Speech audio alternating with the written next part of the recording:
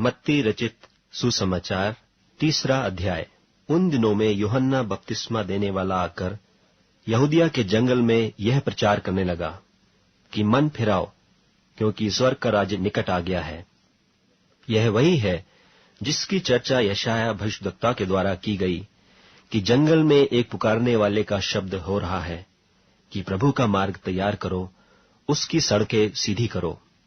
यह यूहन्ना ऊंट के रोम का वस्त्र पहने था और अपनी कमर में चमड़े का पटुका बांधे हुए था, और उसका भोजन टिड्डियां और बन मधु था।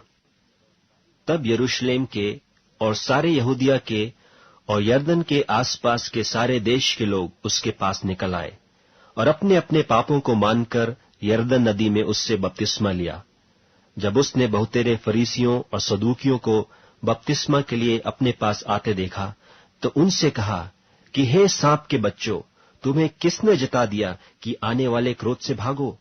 सो मन फिराव के योग्य फल लाओ, और अपने अपने मन में यह ना सोचो कि हमारा पिता इब्राहिम है, क्योंकि मैं तुमसे कहता हूं कि परमेश्वर इन पत्थरों से इब्राहिम के लिए संतान उत्पन्न कर सकता है।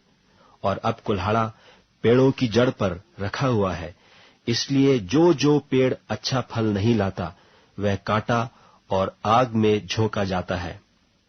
मैं तो पानी से तुम्हें मन फिराव का बपतिस्मा देता हूं, परंतु जो मेरे बाद आने वाला है वह मुझसे शक्तिशाली है। मैं उसकी जूती उठाने की योग्य नहीं। वह तुम्हें पवित्र आत्मा और आग से बपतिस्मा देगा।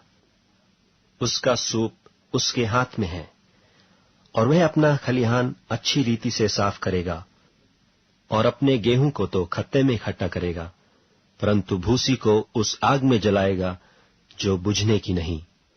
उस समय यीशु गलील से यरदन के किनारे पर यूहन्ना के पास उससे बपतिस्मा लेने आया, परंतु यूहन्ना यह कहकर उसे रोकने लगा कि मुझे तेरे हाथ से बपतिस्मा लेने की आवश्यकता है और तू मेरे पास आया है।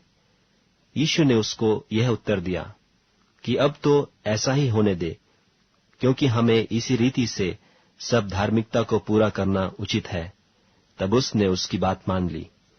और यीशु बपतिस्मा लेकर तुरंत पानी में से ऊपर आया, और देखो, उसके लिए आकाश खुल गया, और उसने परमेश्वर की आत्मा को कबूतर की नाई उतरते और अपने ऊपर आते देखा। और देखो, यह आकाशवाणी हुई कि यह मेरा प्रिय पुत्र है, जिससे मैं अत्यंत प्रसन्न हूं।